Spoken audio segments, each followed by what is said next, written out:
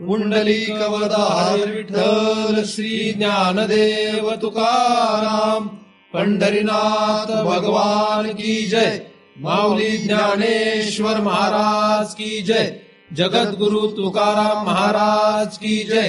सद्गुरुनाथ भगवान की जय. हरि ओम तत्सत.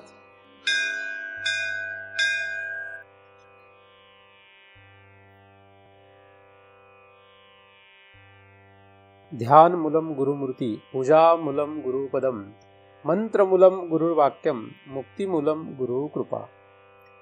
ब्रह्मेवाहम अहम ब्रह्म न चाहम ब्रह्मणा पृथक्, नाहम देहो न मे देहा केवलहम सनातन. या ठिकाणी आपण सर्वजण दृक्दृश्य विवेक या ग्रंथाचा अभ्यास करण्यासाठी एकत्रित जमलेलो आहोत. या ग्रंथाचा उद्देश दृक आणि दृश्य यामध्ये विवेक करणे असा आहे. आणि या विवेकातून जे आपल्याला साध्य करायचं आहे ते म्हणजे जन्ममरणाचा फेरा चुकविणे असं होय. जन्ममरणाचा फेरा चुकवणे हे तेव्हा शक्य आहे जेव्हा भगवत प्राप्ती होते. भगवंताचं ज्ञान झाल्यानंतर, भगवंताची प्राप्ती झाल्यानंतरच जन्ममरणाचा फेरा चुकतो. भगवंताचं ज्ञान झाल्याशिवाय कधीही भगवंताचं भजन करता येणार नाही. एर माते नेणुनी भजन ते वायाची गाणे आण. असं असल्यामुळे आपल्याला भगवत ज्ञान करून घेणं हे गरजेचं आहे. म्हणून कोणी कितीही म्हटलं की भक्ती श्रेष्ठ आहे, तरी सुद्धा श्री ज्ञानदेव महाराज असं म्हणतात की एर माते नेणुनी भजन ते वायाची गाणे आण. म्हणून लोक असं म्हणतात तुम्ही ज्ञान मार्गातले आहात, परंतु आम्ही भक्ती मार्गातले आहोत, आम्ही श्रेष्ठ आहोत. परंतु ज्ञान मार्गाचं म्हणणं असं आहे की जिथपर्यंत तुम्हाला ज्याची भक्ती करायची त्याचं ज्ञान नाही, तिथपर्यंत तुम्ही भक्ती करू शकत नाही. मग आधी जे केलेलं आहे सगळं ते वायाची गाणे आण असं श्री ज्ञानदेव महाराज म्हणतात. म्हणून आपल्याला हे लक्षात घेतलं पाहिजे की ज्ञान मार्ग हाच सर्वश्रेष्ठ मार्ग आहे. आणि हेच भगवंताने श्रीमद भगवद्गीतेमध्ये सुद्धा सांगितलेलं आहे की जो ज्ञानी भक्त आहे तोच सर्वश्रेष्ठ आहे.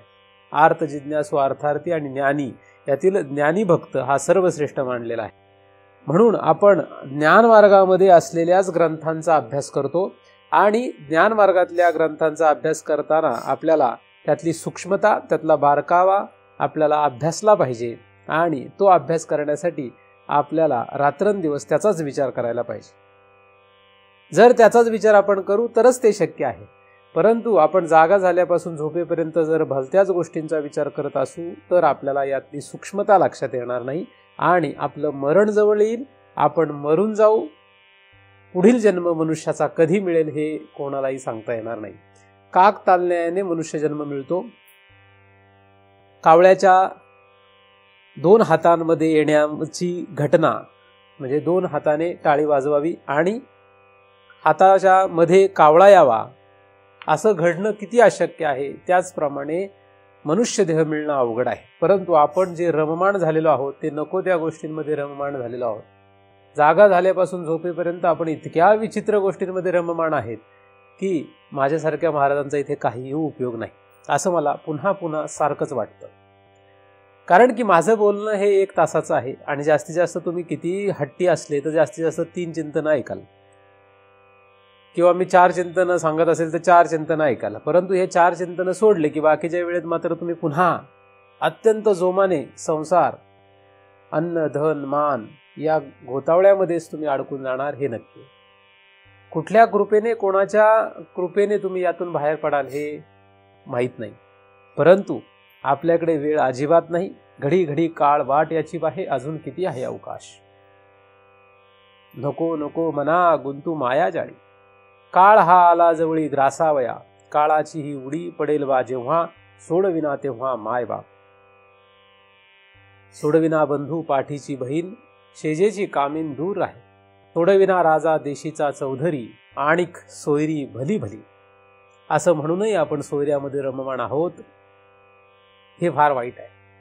तुका म्हणे तुला कोणी सोडविना कोणी, एका चक्र पाणी वाचून.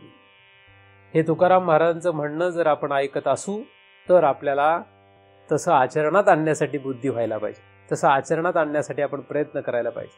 नुसतं तुकाराम महाराजांनी लिहिलेला अभंग तुम्ही काय आणि मी काय पाठ करून उपयोग नाही. नुसता पाठ केल्याने याचा काही उपयोग होणार नाही, हे नक्की लक्षात घ्या. जर आपला हा मनुष्य देहाचा विषय संपला की पुढे परमार्थ नाही.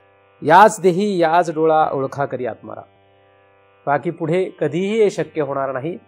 आणि म्हणून आजच आपण सावध व्हा, कोणामध्येही रममाण होऊ नका. मग ती बायको असो, नवरा असो, मुलं बाळं असो, नातवंड असो, गोतावळा असो, कोणीही असो, कोणामध्येही रममाण होऊ नका. जर त्यामध्ये तुम्ही रममाण होत असाल तर तुम्हीच तुमच्याच हाताने स्वतःच्याच पायावर दगड मारत आहात. स्वतःच्याच हाताने पायावर दगड मारणं हे योग्य नाही. आपल्याला कोणीही अडवलेलं नाही. आपला काय निश्चय आहे हे महत्वाचं आहे. आपल्याला कोणी अडवत नाही. प्रत्येकजण आपापल्या कर्मानुसार आपल्याला वागू पाहतो. बायको आपल्याला आपल्या कर्मानुसार वागू पाहते काय? नाही, तिच्या कर्माप्रमाणे वागवते. नवरा आपल्याला आपल्या कर्माप्रमाणे वागवतो काय? नाही, त्याच्या कर्माप्रमाणे वागवतो. मुलं बाळं आपल्याला आपल्याप्रमाणे वागवतात का? नाही, त्याच्याप्रमाणे वागवतात. आणि जर त्यांचं आपलं नाही जमलं तर विषय संपला. इतकं सोपं गणित आहे. काय करायचं काय नाही करायचं हे तुमच्या हातात. नुसते इथे येऊन हजेरी लावू नका. या ठिकाणी येऊन तुम्ही हजेरी लावण्यासाठी जर प्रयत्न करत असाल, कोण काय म्हणेल यासाठी जर परमार्थ करत असाल तर बंद करा. मस्त संसार करा. संसारात रममाण व्हा. परमार्थात आले तर लक्षात घ्या की जागा झाल्यापासून झोपेपर्यंत हाच विचार करायचा आहे आपल्याला, कारण आपल्याकडे वेळ नाहीये. नसेल शक्य तर काहीतरी साधन असं करा, जेणे न ये जन्म मरण यातना ऐशी या साधना करा. काही असं काहीतरी साधन करा जेणेकरून जन्म मरण यातना येणार नाही.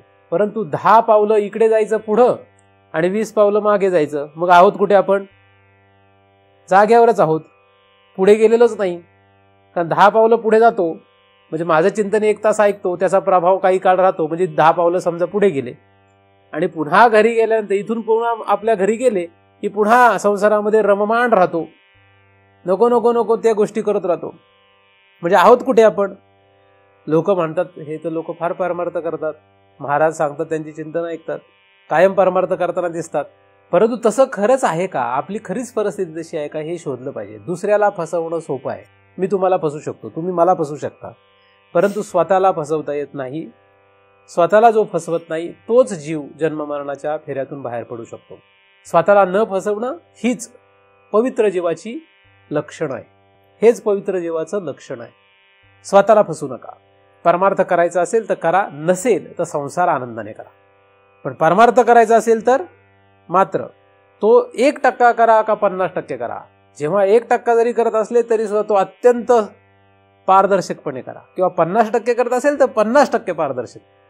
मी तुम्हाला असं म्हणतच नाही की तुम्ही 100% परमार्थ करा. अर्थात तुम्ही सगळेजण करत नाहीत असं मी म्हणत नाहीये. तुम्ही सगळेच जण परमार्थ करतच आहात. तुमच्या ऐपतीप्रमाणे कुवतीप्रमाणे तुम्ही करत आहात. परंतु माझं सांगणं हे काम आहे की वेळ आपल्याकडे कमी आहे, म्हणून जितका जास्त वेगाने तुम्हाला हा प्रवास करता येईल तेवढ्या वेगाने हे करणं गरजेचं आहे. म्हणून मला असं बोलणं भाग आहे. यासाठी नाही की तुम्ही काही करत नाहीत, यासाठी मी बोलत नाहीये. मी जे बोलतोय तुमची गती वाढवावी यासाठी हा विषय मी सांगतोय. या ठिकाणी आपण दृक दृश्य विवेक या ग्रंथाचा जो अभ्यास करतो आहोत, या ग्रंथाचा हेतू पैसे कमवणे असा नाही. या ग्रंथाचा हेतू मान कमवणे असा नाही. या ग्रंथाचा हेतू गोतावळा वाढविणे असाही नाही. या ग्रंथाचा हेतू दृक आणि दृश्य यामध्ये विवेक करणे असा आहे. आणि या विवेकाने भगवत ज्ञान होईल. म्हणजेच दृक म्हणजे काय हे आपल्याला कळेल आणि दृश्य म्हणजे काय कळेल, दृश्य पदार्थ कसा असतो हे कळेल. या ग्रंथाचा हेतू कुठलाही व्यावहारिक फायदा करणे असा नाही आहे. मुळात मनुष्य देह हा व्यावहारिक फायदा करून घेण्यासाठी नाही. मनुष्य देहामध्ये आपल्याला भगवंताचं ज्ञान व्हावं, भगवत प्राप्ती व्हावी आणि त्या भगवत प्राप्तीने आपला जन्म मरणाचा फेरा चुकवावा हा हेतू आहे. परंतु ज्यांना जन्म मरणाचा फेरा म्हणजे काय हेच नीटसं लक्षात आलेलं नाही, त्यांना हे कधीही करणं शक्य नाही. हे त्यांना करता येणार नाही. आधी पहिल्यांदा हे लक्षात घ्या की जन्म मरणाचा फेरा म्हणजे काय आहे, मग तुम्ही हे करू शकता. रोग कळल्याशिवाय त्याच्यावर औषध घेता येत नाही. रोगाची तीव्रता कळल्याशिवाय त्याच्यावर औषध घेता येत नाही. ऐकल्याने रोग कळत नाही. नुसतं तुम्ही माझी चिंतन ऐकली म्हणजे तुम्हाला रोग कळला असं होणार नाही. तो रोग कळून घेण्यासाठी काय करावं लागेल ते करा आणि मग या विषयाकडे या. मग बघा, या विषयामध्ये तुम्हाला जी गोडी वाटेल, या विषयातून तुम्हाला जे फल तयार होईल ते श्रेष्ठ असेल. नुसतं ऐकल्याने ते फल मिळणार नाही. 5व्या श्लोकाचा आपण अभ्यास करतो आहोत. 5व्या श्लोकातील काही शब्द चिती या भगवंताच्याच स्वरूपाचा विचार करणारे आहेत. चिती म्हणजे भगवंत. भगवंताचंच चिती हे एक लक्षण आहे. चिती, या चितीचं लक्षण काय म्हणजे भगवंताचं लक्षण काय हे आपण अभ्यासतो आहोत. नोदेती या शब्दाने ज्याचा उदय होत नाही, नास्त या शब्दाने ज्याचा अस्त होत नाही असा आपण अभ्यास केला. आणि नवृद्धिम म्हणजे ज्याची वाढ होत नाही, ज्याची वृद्धी होत नाही अशी जी काही आहे तिला चिती असं म्हणतात. इथपर्यंत आपण आलेलो आहोत. नवृद्धिम म्हणजे ज्याची वृद्धी होत नाही असा पदार्थ. आपण ज्याची ज्याची वृद्धी होते तो पदार्थ अभ्यास करतो आहोत. आणि वृद्धी पावणारा पदार्थ चिती नाही, म्हणून वृद्धी पावणाऱ्या सर्व पदार्थांचं खंडन करणं आपला विषय आहे. स्थूल प्रपंच, सूक्ष्म प्रपंच यामध्ये जे दिसेल न दिसेल हे सर्व वृद्धी या कक्षेत येतं. स्थूल प्रपंचामध्ये जे काही दिसतंय आपल्याला आणि जे दिसत नाहीये हे सगळं वृद्धिम या कक्षेत आहे. मग आपलं शरीर असो किंवा जगतातला कुठलाही पदार्थ असो, हे सर्व वृद्धिम या शब्दाच्या अंतर्गत येत असल्यामुळे आपण या सर्व पदार्थांचा आश्रय करू नये, यांच्यावर भरवसा धरून बसू नये. यांचा भरवसा धरू नये. या शरीराचा भरवसा आहे का? आहे का नाही आहे? पण आपण कसं जगतोय? या शरीराचा भरवसा आहे का नाही आहे? पण जगणं कसं आहे? भरवसा आहे असंच वाटतंय. आपण मरणार नाही असंच वाटतंय. म्हणजे भरवसा वाटतो का नाही? कोणालाही वाटत नाही. जेवढे लोक मेले ते काल मागच्या क्षणापर्यंत आपण म्हणतो अरे आत्ता तर चांगला होता. त्यालाही वाटत नव्हतं मी मरेन आणि आपल्यालाही वाटत नव्हतं मरणार आहे. आपण असं समजूच नका की याचा भरवसा आहे 10 वर्ष 5 वर्ष, आपण अजून तरुण आहोत, आपल्याला अजून काही होणार नाही, असं काहीही समजू नका. याचा भरवसा नाही. याचा भरवसा नाही. वाढणारा पदार्थ वाढत वाढत वाढत वाढत 100 वर्ष जगला पाहिजे असं कोणी सांगितलं? कारण तुम्ही म्हणाल याची वाढ 100 वर्षापर्यंत व्हायला पाहिजे असं कोणी सांगितलं? म्हणून वृद्धी पावणारा पदार्थ कधी संपतो, तो वृद्धीच्या टोकाला जातोच असं काही सांगता येत नाही. म्हणून भरवसा धरू नका. वृद्धी पावणारा पदार्थ हा चिती नाही, याचा आपण अभ्यास करतो आहोत. स्थूल कुठलाही पदार्थ भरवशाचा नाही. कुठलाही स्थूल पदार्थ भरवशाचा नाही. सूक्ष्म पदार्थ भरवशाचा नाही. निर्माण होणारे सगळे, वृद्धी पावणारे सर्व सूक्ष्म पदार्थ सुद्धा भरवशाचे नाहीत. त्यांचा सुद्धा आपल्याला इथे विचार करायचा नाही. जीव हा सुद्धा वृद्धी पावतो. जीवाची वृद्धी पावणं ही सर्वात शेवटची म्हणजे ब्रह्मदेव हे पद प्राप्त करणे. जीव वृद्धी पावून, जीवाची वृद्धी होऊन होऊन होऊन जीव कुठे जाईल? ब्रह्मदेव होईल. तुम्ही जीवाच्या वृद्धीचा प्रयत्न करताय काय? आपण मागील चिंतनामध्ये विचार केला. कोण जीवाच्या वृद्धीचा प्रयत्न करतोय? तुम्ही करताय काय? मी करतोय काय? कोणीच करत नाही. आपण का? कारण आपण जीवाचा विचारच करत नाही. आपण विचार कसला करतोय? आपण विचार जीवाचा करतो का? आपण स्थूल पदार्थांचाच विचार करतोय. सूक्ष्म पदार्थांचा जरा हुशार झाल्यावर करतोय. जीवाचा विचार करत नाही. आपल्याला जीव माहित नाही. आपल्याला फक्त स्थूल प्रपंच माहित आहे. आणि स्थूल प्रपंचाचा विचार करण्यामध्येच आपली एवढी वेळ चालली आहे की सूक्ष्म प्रपंचाचा विचार करायला वेळ नाही. एखादा हुशार झाल्यानंतर सूक्ष्म प्रपंचाचा विचार करतो, पण त्याला सुद्धा जीवाचा विचार करायला वेळ नाही. मी अनेक लोकांशी जेव्हा वैयक्तिक बोलतो तेव्हा जर मी जीवाचा विषय काढला, काही सेकंदच ते लोक तो विषय ठेवतात. काही सेकंदानंतर आपोमत ते एकतर सूक्ष्म विचारावर येतात किंवा स्थूल विचारावर येतात. काही सेकंदात म्हणतोय मी. पण त्याच्याऐवजी मी चिंतन झाल्यानंतर प्रत्येक वेळेस पाहतो, चिंतन संपताक्षणी लोक स्थूल प्रपंचामध्ये इतक्या वेगाने येतात आणि इतका वेळ अत्यंत नॉन स्टॉप बोलतात चिंतन संपल्या क्षणी. बघा, म्हणजे मी जीवाचा सूक्ष्मपणे अभ्यास जरी सांगत असेल तरी सुद्धा चिंतन संपताक्षणी स्थूल प्रपंचामध्ये लोक इतक्या वेगाने येतात की त्यांना थांब म्हटलं तरी थांबत नाहीत. लगेच इतक्या वेगाने स्थूल प्रपंचाचा विचार येतो. बघा, अशी परिस्थिती आहे. मग जीवाचा विचार कसा व्हायचा?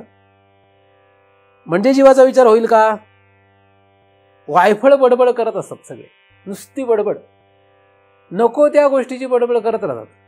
ह्याचं काय झालं, त्याचं काय झालं, अमकं काय झालं, तमकं काय झालं, बसमध्ये फारच गर्दी होती. आता गर्दी असली काय नसली काय, हा तेव्हा मेला, हा तेव्हा जन्मला, ह्याचा वाढदिवस तेव्हा, ह्याचा 10वा मैत, ह्याचं अमकं तमकं, नको ती बडबड. तुम्ही म्हणाली नको ती थोडीच आहे, ती नको ती काय आहे, ती गरजेपुरती असावी, गरजेपुरती असावी.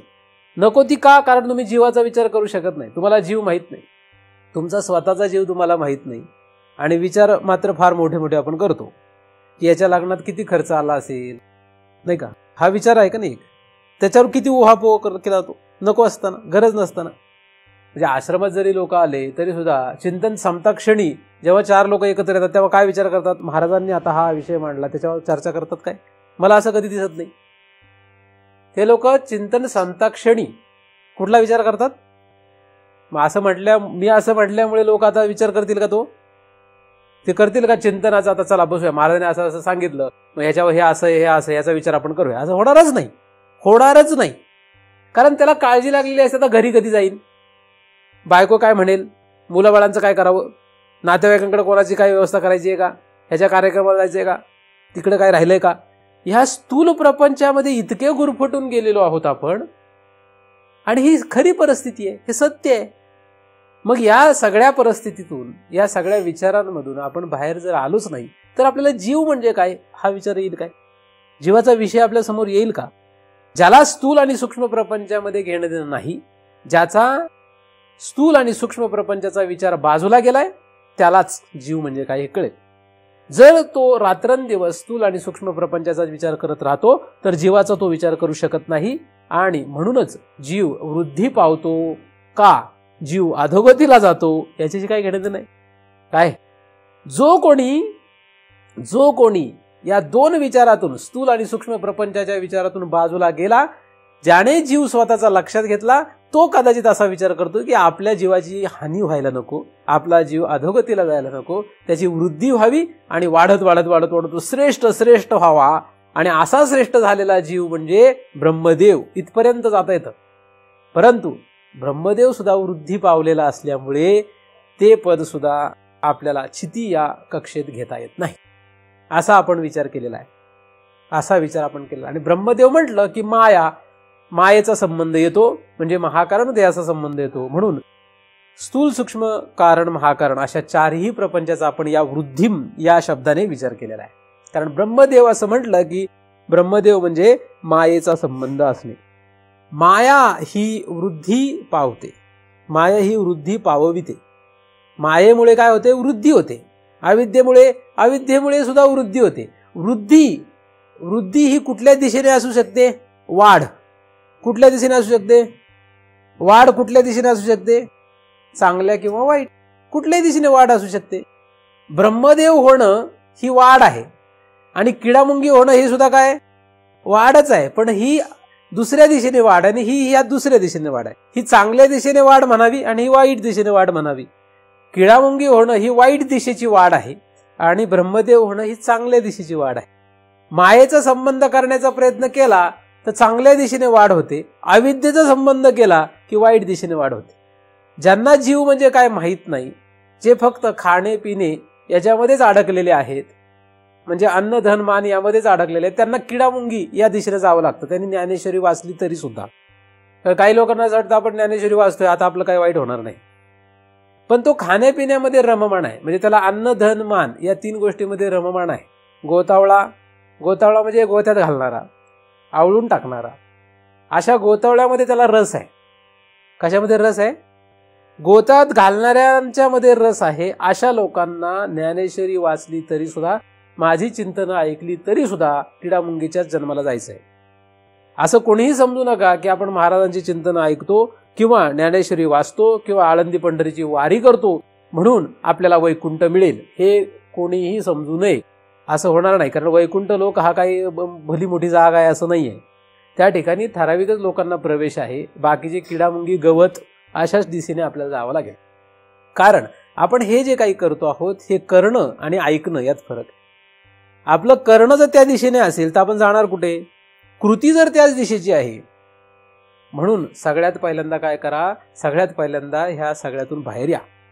जीव म्हणजे काय लक्षात घ्या, जीवाची अधोगती आणि जीवाची सद्गती ही दोन्हीही वाढच आहे, वृद्धीच आहे. फक्त अधोगती ही वाईट दिशेची वाढ आहे आणि सद्गती ही चांगल्या दिशेची वाढ आहे. म्हणून जीव इकडे वाढला काय आणि इकडे वाढला काय, किडामुंगी जरी झाला तरी सुद्धा आणि ब्रह्मदेव झाला तरी सुद्धा, कारण ब्रह्मदेव सुद्धा उद्या किडामुंगीच होणार आहे. ब्रह्मपणाचा भोग संपला की त्याला सुद्धा किडामुंगीच व्हायचं आहे.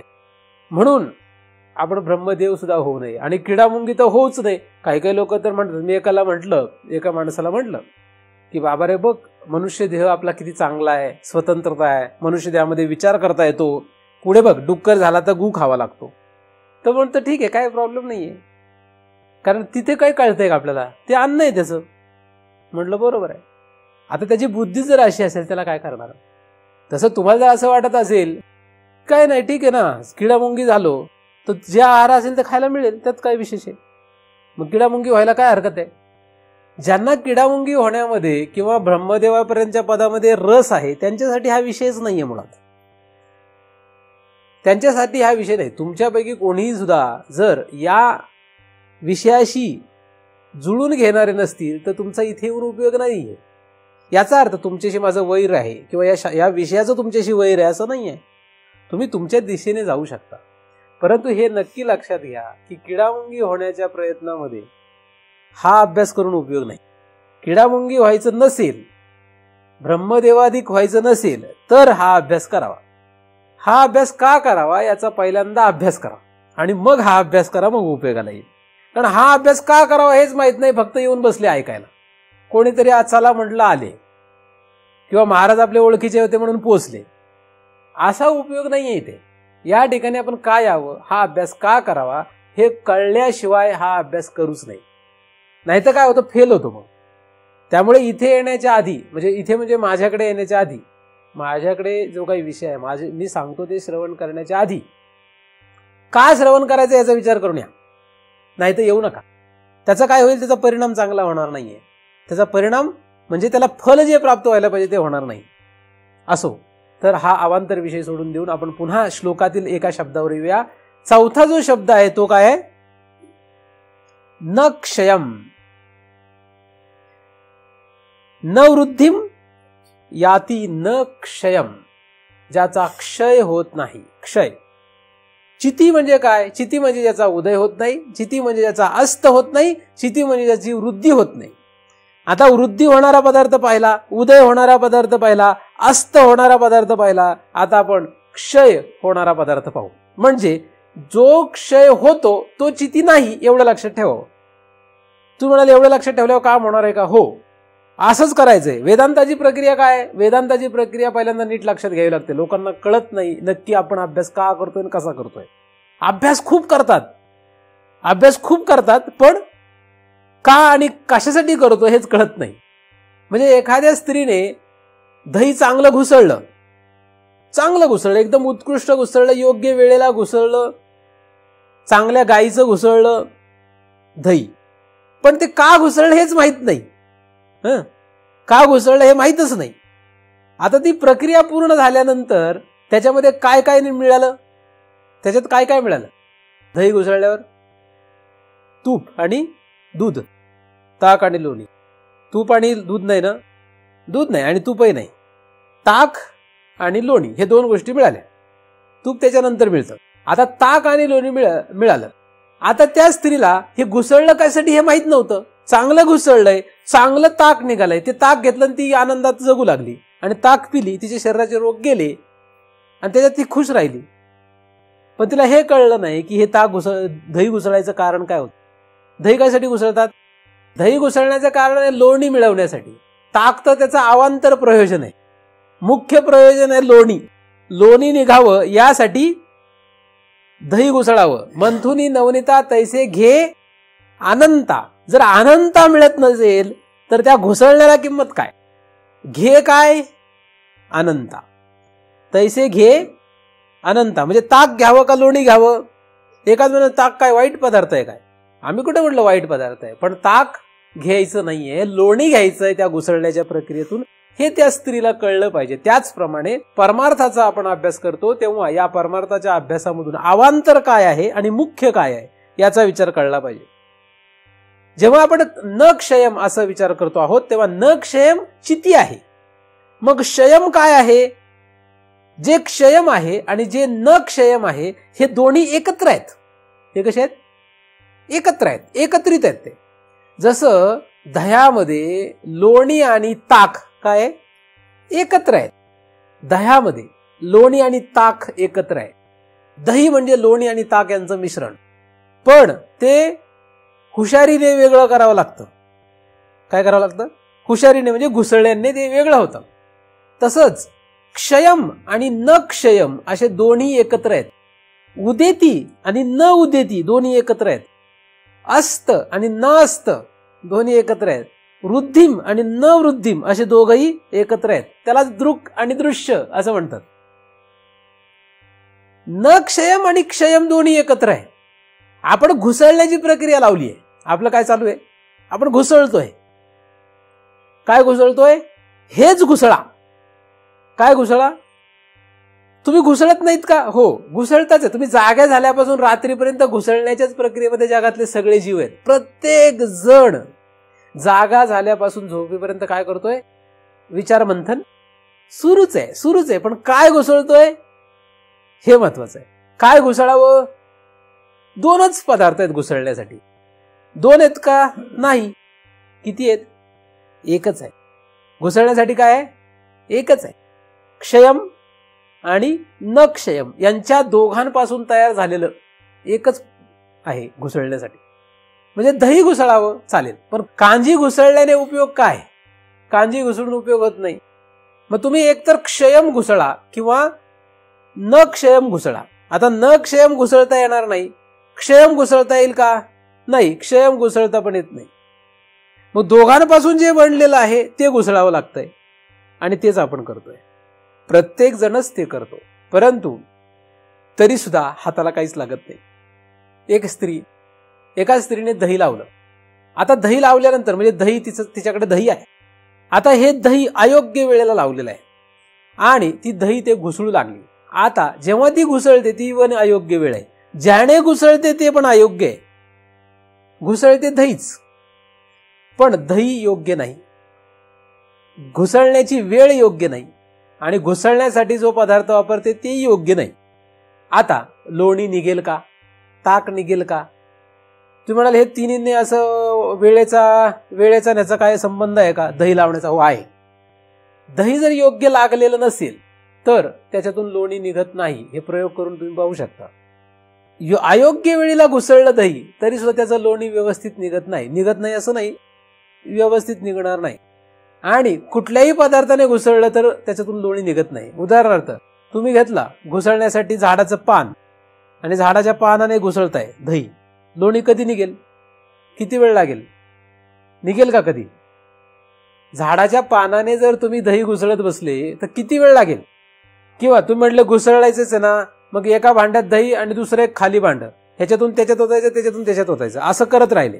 ह्या भांड्यातून त्या भांड्यात, त्या भांड्यातून ह्या भांड्यात, घुसळण्याचीच प्रक्रिया आहे. किती वेळ लागेल? म्हणजे घुसळतो कसं हे पण महत्वाचं आहे. तरी लोणी निघत नाही. लोणी जर उत्कृष्ट निघायचं असेल तर संध्याकाळी 6 वाजण्याच्या दरम्यान दही लावावं. दुसऱ्या दिवशी पहाटे 4 वाजता ते 6 वाजताच्या दरम्यान त्याला घुसळावं. मग त्याचं लोणी काय निघतं? एकदम उत्कृष्ट निघतं. याच्या व्यतिरिक्त कुठल्याही वेळेला काढलं तर ते नीट निघत नाही, चांगलं निघत नाही. निघालं तर त्याचं सत्व राहत नाही. गाईचं जर असेल तर त्यात सत्व राहतं. म्हशीचं, मेंढीचं ह्याच्यामध्ये सत्व नसतं. अलग लक्षात. तर हे जे आहे ही कुठली साधी प्रक्रिया आहे. एकच प्रक्रिया अनेक लोक करतात, त्याच्यातून आउटपुटही दिसतं, पण त्यात सत्व आहे का नाही हे कळत नाही. पदार्थ सारखा दिसतो म्हणून तसाच समान असतो असं नाही. दिसायला सारखा आहे. आता 2 वेगळ्या किंवा 4-5 वेगळ्या मिरच्या घेतल्या तर 4-5 वेगवेगळ्या मिरच्या समान तिखट असतात काय? 5ही मिरच्यांचं जे सत्व आहे, सत्व म्हणजे त्याच्यातला तिखटपणा, हा समान असतो का? दिसायला सारखे दिसतात. मिरचीच आहे ना, मग सारखी असते का? सारखी नाहीये ती, कारण त्यातला तिखटपणा वेगवेगळा आहे.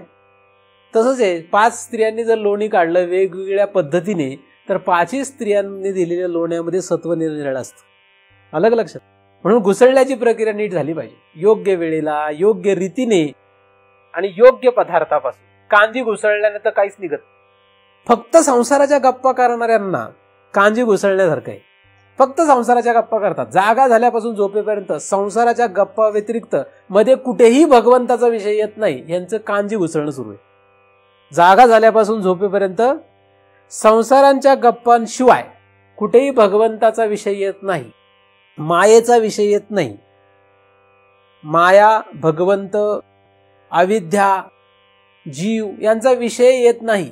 फक्त संसार, स्थूल संसार किंवा जास्तीत जास्त सूक्ष्म संसार, याचाच स्थूल आणि सूक्ष्म संसाराचाच विचार जे रात्रंदिवस करतात त्यांचं कांजी घुसळणं सुरू आहे. यांच्याकडून कधीही लोणी निघणार नाही. लोणी निघणार नाही.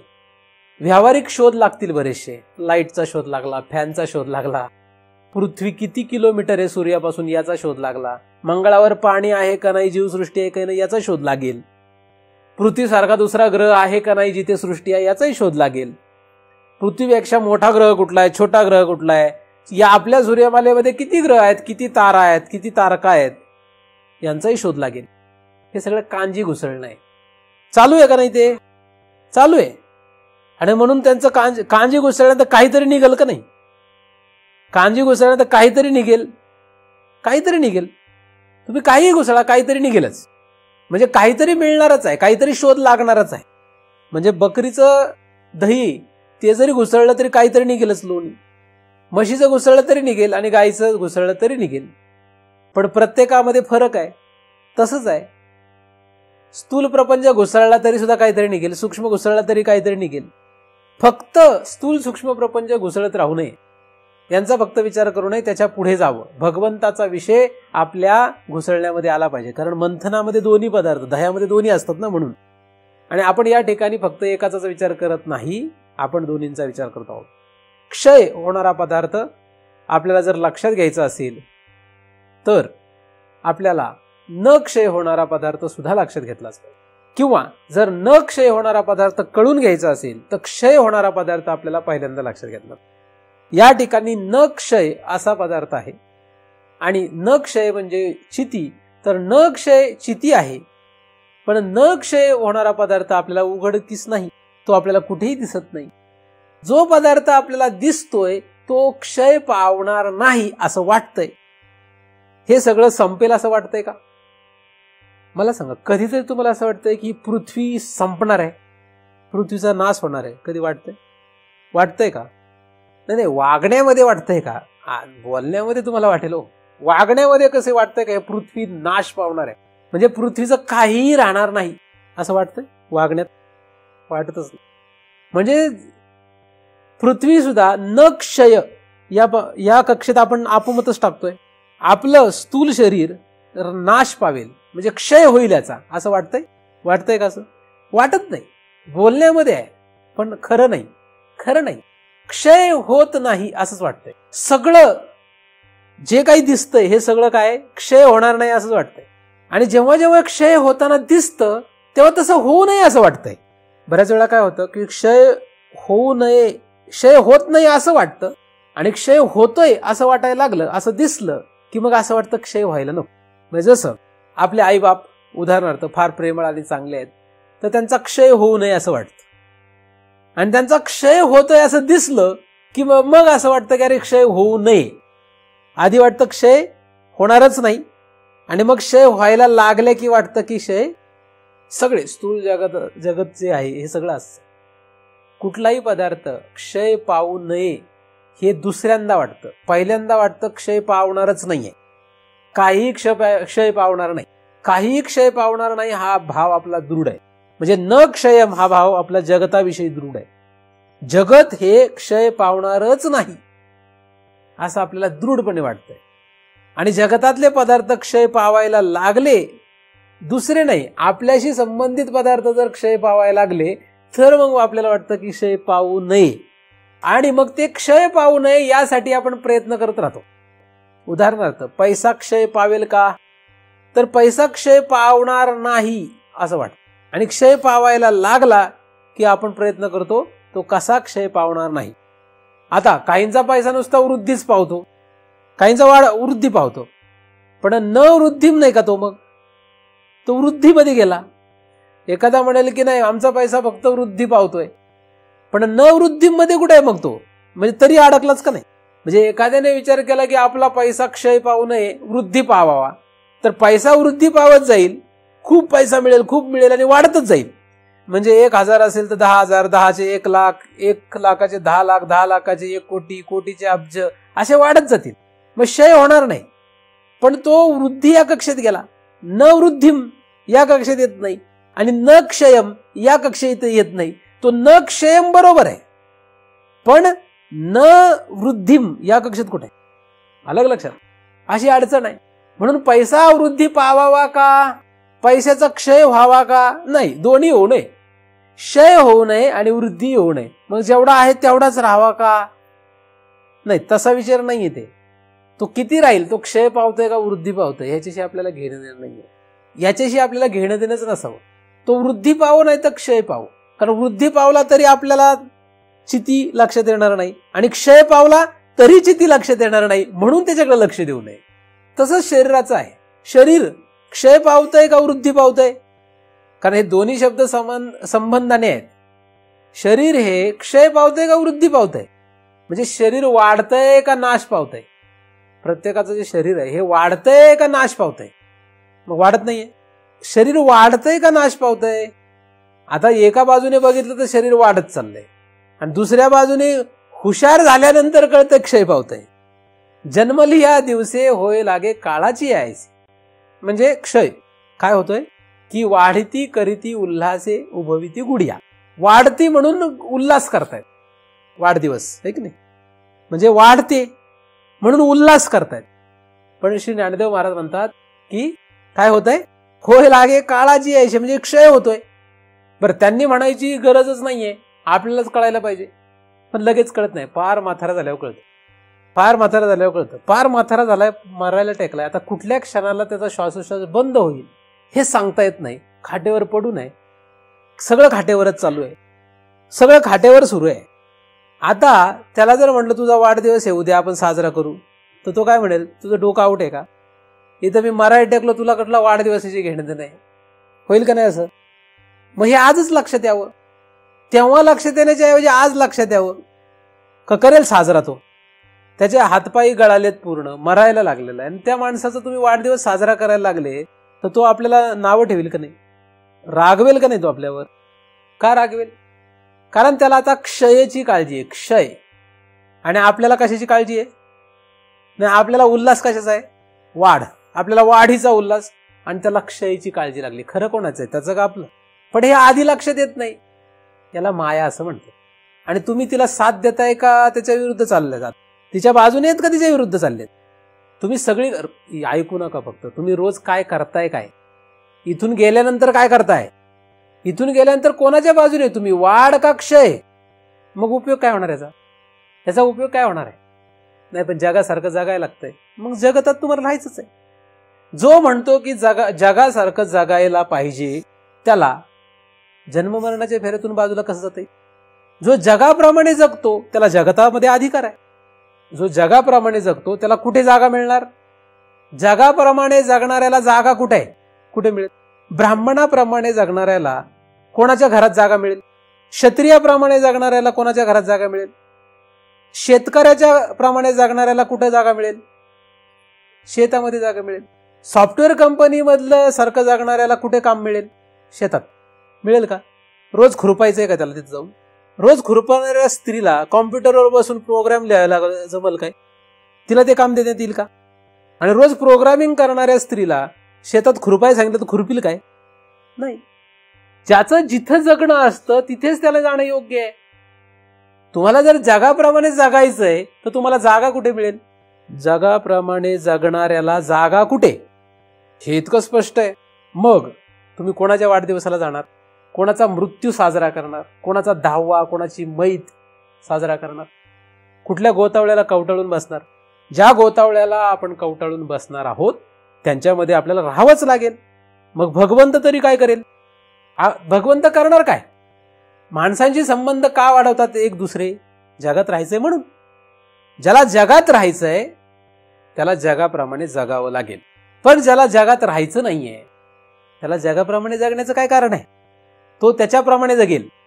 त्याला मालक नाही कोणी. निरंकुश होईल तो. भगवंताप्रमाणे जागावं. तुम्ही म्हणाल नाही जगाप्रमाणे जगायचं नाही, मग स्वच्छंद मनाला वाटेल तसं जागावं नाही. चितीप्रमाणे जागा, भगवंताप्रमाणे जागा. कशाप्रमाणे जागावं? चितीप्रमाणे जगण्याचा प्रयत्न करा, जगाप्रमाणे जगण्याचा प्रयत्न करू नका. जगाची भीड असेल तर पुन्हा वेदांतात येऊ नका, धर्मशास्त्रात राहा किंवा काय वाटेल त्या ठिकाणी राहा. पण हे नक्की लक्षात ठेवा, खुरपण्याचा जर प्रयोग करत असाल तर तुम्हाला सॉफ्टवेअर कंपनीत जागा मिळणार नाही. तुम्ही रोज प्रोग्रामिंग शिकत असाल तर तुम्हाला खुरपायला जायची गरज नाही. प्रोग्रामिंग शिकणाऱ्याला सॉफ्टवेअर कंपनीत नोकरी मिळणार, तो तिथेच राहणार. कमी अधिक पगार असेल, पण जागा मिळणार कुठे? सॉफ्टवेअर कंपनीमध्ये. आणि लहानपणापासून खुरपण्याची कला शिकणाऱ्या स्त्रीला जागा मिळणार कुठे? शेतातच जागा मिळणार. मग शेत मोठं आहे का छोटं आहे? कांदे लावलेत का गहू पेरलाय? गहू असेल नाही तर कांदे असेल, खुरपायचं कामच आहे, नाही का? मग त्याच्यात वाद करायचं काही कारण नाही. कांदेच कशाला लावले आणि गहूच कशाला पेरला? गहू असो किंवा कांदे असो, खुरपायचं काम फिक्स आहे. कंपनी असो छोटी का मोठी, प्रोग्रामिंग लिहिणं कामच. इतकं साधं गणित आहे. म्हणून प्रत्येक जण जगातला जो ज्या ज्या ठिकाणी पोहोचलाय तो त्या स्वतःहून पोहोचलेला आहे. कुठेही एखादा स्वर्गात गेला तरी तो स्वतःहून तिथे गेलाय, नरकात गेला तरी स्वतःच तिथे गेलाय, आणि मृत्यू लोकाला आला तरी तिथे स्वतःहूनच आलेला आहे. त्याने ठरवलं तसं तुम्ही ठरवा तुम्हाला कुठे जायचंय. मैत 10वा 13वा केला रे केला की तुम्हाला पितृलोकाला जाता येईल. श्राद्ध घातलं रे घातलं, तुमची जागा कुठे? कुठे जागा मिळणार तुम्हाला? पितृलोक. जाऊ दे, तिथलं बुकिंग चांगलं आहे. किडामुकडं होण्यापेक्षा सद्गती झाली तर तिकडं. कर्माचा प्रभाव जास्तच प्रचंड असला तर किडामुकडं, आणि श्राद्धाचा परिणाम जास्त असेल तर पितृलोकाला. आणि पितृलोक काही चांगला लोक आहे काय? 14 भुवनांमधला एक लोक आहे तो. 14 भुवनांमध्ये कुठेतरी एका ठिकाणी नाही, पण जगासाठी करावं लागतंय. मी तुम्हाला आधीच सांगतो, जगाप्रमाणे जगायचं का चितीप्रमाणे जगायचं हा वैयक्तिक तुमचा प्रश्न आहे, माझा नाही. मी तुम्हाला चिती म्हणजे काय हे सांगतो, चितीप्रमाणे जगायचं कसं हे सांगतो. जर तुम्हाला चितीप्रमाणे जगणं कठीण असेल तर तुम्ही ज्याप्रमाणे जगणार त्याप्रमाणे त्या त्या लोकाला जाणार आहात, त्या त्या ठिकाणी जाणार आहात. फक्त खातो आणि विष्ठा करतो असाच जगतो, त्याला डुकराचा जन्म ठरलेला आहे. मनुष्य देह गेला रे गेला की जन्म कुठला आहे? डुक्कर. कारण डुकराचं काम काय असतं? नको तिथे लोळणं आणि नको ते खाणं. जसा जगणार तुम्ही त्याप्रमाणे होणार आहे. म्हणून आपलं जगणं कसं पाहिजे? क्षयम मधले जगणं नाही पाहिजे. क्षय होणाऱ्या गोष्टींमध्ये रममाण होऊ नका, क्षय होणाऱ्या पदार्थांमध्ये रममाण होऊ नका. चितीसारखं जगता आलं पाहिजे. कसं जगता आलं पाहिजे? चितीसारखं. आणि चितीसारखं जगण्यासाठी आपण आधी कसं जगतो हे कळावं लागतं. एकदम नवीन खेड्यातून, नवीन म्हणजे जुन्या खेड्यातून नवीन शहरामध्ये एखादी व्यक्ती आली की काय होतं? म्हणजे उदाहरणार्थ कॉलेजला एखादा मुलगा एकदम खेड्यातून आला तर तो आल्यानंतर सुरुवातीला त्याचे कपडे बघा. त्याचे कपडे कसे असतात? खेड्यासारखेच असतात. त्याचं बोलणं, त्याचं चालणं, त्याचे सगळे व्यवहार खेड्यातले सारखे असतात. मग त्याचे काही 1 दिवस जातो, 1 महिना जातो, 2 महिने जातात, 1 वर्ष जातं, 2 वर्ष जातं, 4 वर्ष जातं, 5 वर्षात त्याचं बोलणं बदलतं, त्याचं राहणीमान बदलतं. आणि हे मी कॉलेजमध्ये शिकवत असल्यामुळे जास्त माहित आहे. म्हणजे जेव्हा फर्स्ट इयरला पोरं येतात किंवा पोरी येतात तेव्हा त्यांचं राहणं एकदम वेगळं असतं, आणि जेव्हा ते फायनल इयरमध्ये असतात तेव्हा हेच ते ओळखूच शकत नाहीत. म्हणजे फक्त पंजाबी ड्रेस घालणारी मुलगी फायनल इयरला मिनीजवर पण येऊ शकते. जीन्स पॅन्ट वगैरेवर तर नॉर्मलच गोष्ट आहे. केसांची स्टाईल एवढे लांबलचक केस असतात, ते छोटेसेच होऊन त्याला वेगवेगळे कट असतात, वेगवेगळे असे कर्ली वगैरे किंवा असं बरेच काही काही प्रकारचे असतात. हे सगळे बदल का होतात? आणि मग तिला जर म्हटलं त्या मुलीला की आता तुझं इंजिनिअरिंग पूर्ण झालेलं आहे, तू जीन्स पॅन्ट घालते, टी शर्ट घालते, सगळं ठीक आहे, पण आता तुझ्या गावाला शेती आहे का नाही? कारण इंजिनिअरिंगला तू समजा 19व्या-20व्या वर्षी आली, पण 18-19 वर्ष तू शेतात राहिलेली आहेस. आता 4 वर्ष फक्त इंजिनिअरिंगला घालवले, चल आता शेतात जाऊन काम कर बरं. करील. चिखल लागला तरी, पायाला चिखल लागला तरी काय करेल? शी म्हणेल ती, किंवा शेण लागलं तरी शी म्हणेल. 4 वर्षाचा परिणाम. 19 वर्ष शेणात होती, पण 4 वर्षाने काय केलं? इतका डेंजर प्रभाव एखाद्या जगण्यातला असू शकतो बरं का. तसं माझी चिंतनं तुम्ही 50 जरी ऐकली 100 जरी ऐकली तरी कदाचित गोतावळा किंवा यांच्यामधले तुमचं एक क्षण जगणं हे सुद्धा माझ्या सगळ्या 50 चिंतनावर पाणी टाकणार आहे. काय करणार आहे? कालांतराने असं वाटेल महाराज शी काहीतरी सांगतात असं वाटू शकतं बरं का. त्यापेक्षा आपला संसारच बरा आहे असं वाटेल. असं होऊ शकतं. असं होऊ देऊ नका. आणि जर होऊ द्यायचं नसेल तर ते सगळं आपल्या हातात. आपला उद्धार करणं का कुठल्या लोकाला आपण पोहोचणं हे आपल्या हातात. आपल्याला कोणीही अडवलेलं नाही. तुम्हाला कोणीही अडवलेलं नाही तुमचं वाटोळं करण्यासाठी आणि चांगलं करण्यासाठी. चांगलं आणि वाटोळं यातला फरक लक्षात घ्या. पुनरपि जननम पुनरपि मरणम पुनरपि जननी जठरे शयनम हे वाईट आहे.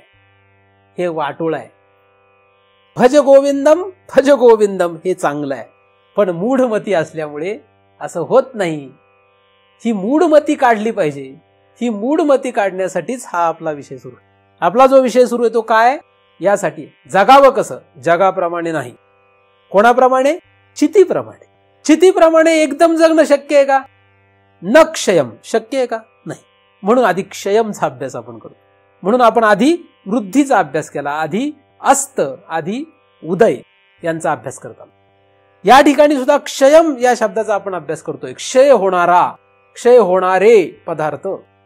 क्षय होणारे पदार्थ लक्षात घ्या. जे पदार्थ क्षय होणारे आहेत त्या पदार्थांमध्ये रममाण न होणे का? कारण की त्या पदार्थांमध्ये जर रममाण झालो तर त्याच पदार्थांमध्ये जगावं लागेल. जे क्षय होणारे पदार्थ आहे त्या पदार्थांमध्ये आपण जगलो तर जे क्षय होणारेच असतील त्यांच्यामध्येच आपल्याला पुन्हा पुन्हा जन्मावं लागेल. पुन्हा पुन्हा त्यांच्यामध्येच क्षय करून घ्यावं लागेल. का नाही होणार असं? म्हणून क्षय होणारा पदार्थ ओळखायचा आहे. का? कारण तसं झालं तर न क्षय होणारी चिती लक्षात येईल आणि तिच्यात जगता येईल. म्हणून पहिल्यांदा क्षय होणारे पदार्थ ओळखा. शरीराच्या बाहेर जे क्षय होणारं सगळं आहे कोणामध्ये जगायचं तुम्हाला? यांच्यामध्ये कोणातच जगू नका. कोणातही जगू नका जे क्षय होणार आहे. बायकोला सांगावं तू क्षय पावणारी आहेस. बायकोला काय म्हणायचं? तू क्षय पावणारी आहेस म्हणून तुझ्यामध्ये मला रस नाही.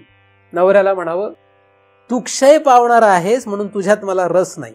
न क्षय होणाऱ्या पदार्थात रस आहे. पैशाला म्हणावं तू सुद्धा क्षय पावणारा आहे. मान क्षय पावणारा आहे. का राहतो काय? मान क्षय पावणारा आहे. निंदा स्तुती मान पान हे सगळं क्षय पावणार आहे. किंवा वृद्धी पावेल. मी आधीच सांगितलं कारण लगेच काही न वाटू शकतं. वृद्धी पावलं तरी चितीत येत नाही. क्षय पावलं तरी चितीत येत नाही. मग जिथे जिथे क्षय पावणाऱ्या पदार्थांचा उदो केला जातो त्या ठिकाणी रममाण होऊ नका.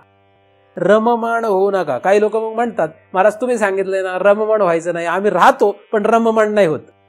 मग तुम्ही सांगितलं की रममाण होऊ नका म्हणून आम्ही वाढदिवस साजरे करतो, वाढदिवसांना जातो, पण आम्ही रममाण नाही होत ना. तुला कसं कळलं की तू रममाण झालाच नाहीस? ते तुझा जीव तिथे गुंतला नाही हे तुला कोणी सांगितलं? अशी स्वतःशीच लाबाडी लोक करतात. काय करतात? स्वतःशी लाबाडी करतात. फार कठीण. क्षय होणारा पदार्थ ओळखा. क्षय होणाऱ्या पदार्थांमध्ये रममाण होऊ नका. कोणी मेला तर म्हणायचं क्षय पावणार होता, क्षय पावला. तोंडावर म्हणण्याची हिंमत नसेल म्हणण्यापेक्षा म्हणूच नका तोंडावर. मनातल्या मनात म्हणा गप्प राहा, शांत राहा. मला बोलायला कोणी सांगितलंय का? बोलायला सांगितलेलं नाहीये, पण ओळखा आणि गप्प राहा. लोक असे मला म्हणतात की महाराज आम्ही जर लोकांच्या मैतीला गेलो नाही तर आमच्या मैतीला कोण येईल? आम्हाला खांदा नाही मिळाला तर करणार काय? मी लोकांना सांगून ठेवला मी एकटा उचलून नेईल तुला जाळून टाकेल असं मी लोकांना म्हटलोय, तरी त्यांना काळजीच लागलेली आहे. तुम्ही पण माझ्याकडे नाव देऊन ठेवा. तुम्ही जर मेले तर मी स्वतः उचलून नेईल आणि जाळेल. गरजच पडत नाही. हे इतके लोक आपल्यात गुंतलेले आहेत की तुम्ही काहीच म्हणू नका. ते सगळी व्यवस्था करतात. तुम्ही कोणाच्याही मैतीला जाऊ नका. तुमची मैत होणारच आहे. तुम्हाला लोक जाळणार आहेत. आपण काळजी करू नका. शिवाय देऊन जाळतील नाही तर कशी जाळतील? म्हणतील की जाऊ दे काय आयुष्यभर आपल्यात नाही राहिलं पण तरी आता आपलं कर्तव्य म्हणून आपण जाळा त्याला. जाळतील, तशी जाळतील. आणि तुम्हाला शिवाय देऊन जाळलं काय आणि न देऊन जाळलं काय फरक पडतोय? तुम्ही म्हणाल मग हे केलं म्हणजे परमार्थ पूर्ण होणार आहे का? नाही. हे केलं नाही म्हणजे परमार्थ पूर्ण होईल असं नाही. त्याचे संस्कार तुमच्यावर पडणार नाहीत. त्याचे संस्कार संपवण्यासाठी प्रयत्न करणं गरजेचं आहे. कारण ऐकता वेदांत पण वागता जगता कशामध्ये? क्षय होणाऱ्या पदार्थांमध्ये. क्षय होणाऱ्या पदार्थांचा प्रभाव जास्त आहे आणि वेदांताचा प्रभाव शून्य आहे. मग होईल कसं? क्षय पावणाऱ्या पदार्थांमध्ये जगण्याची इच्छा दृढ आहे आणि चितीची इच्छा, चिती माहीतच नाही, इच्छेचा प्रश्न कुठे? ज्याने हापूस आंबा खाल्लाच नाही जन्माला आल्यापासून कधीच, ज्याला हापूस आंब्याची चवच माहीत नाही, त्याला हापूस आंब्याची ओढ कशी राहील? ओढ राहील का? काहीतरी कारणाने त्याने हापूस आंब्याची एक फोड का होईना चाखून बघितली पाहिजे ना. तसं चितीची फोड चाखून बघितल्याशिवाय चितीची ओढ लागेल कशी? तेवढी ओढ लागेपर्यंतच आपल्याला, तेवढं खाईपर्यंतच आपल्याला परमार्थ महाराजांच्या द्वारे करावा लागतो.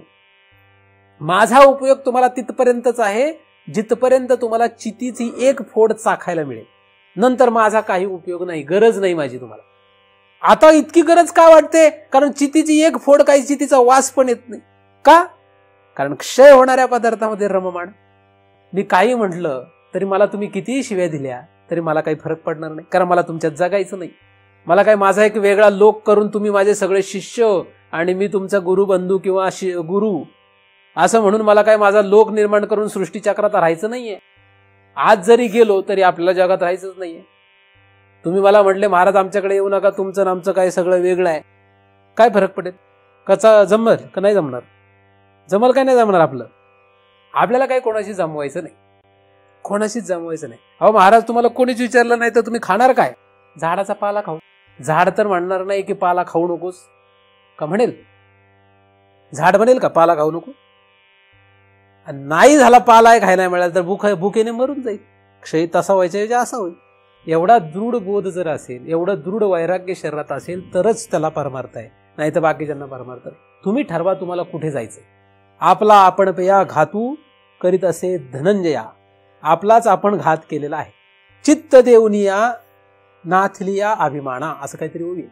माझ्या ओवीमध्ये काहीतरी गडबड असेल, परंतु भाव असा आहे की आपण आपला घात केलेला आहे. आपल्याला कोणीही अडकवलेलं नाही, कोणीही अडकवणार नाही, म्हणून कोणालाही शिव्या द्यायच्या नाही, कोणाचाही द्वेष करायचा नाही. आपल्याला अडकायला कारण आपण आहोत. आपल्याला सृष्टीचक्रात कोणीही बळजबरीने अडकवलेलं नाही. माया नाही, ईश्वर नाही, अविद्या नाही, बायको नाही, नवरा नाही, पैसा नाही, कोणी नाही. आपण अडकलेलो, आपण स्वतः. म्हणून आपल्याला काढेल कोण? आपण स्वतः. मग आपण स्वतःला जर काढायचं ठरवलंय तर मग अडकावं का?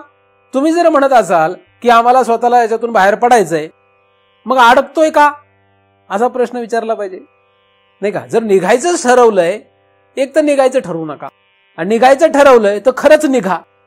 मुमुक्षत्व येणं हे सोपं नाही. मुमुक्षत्व येणं हे सोपं नाहीये. मुमुक्षत्व म्हणजे जगात न राहण्याची इच्छा. मुमुक्षत्व म्हणजे काय? कारण जग म्हणजे मायाजनित पदार्थ.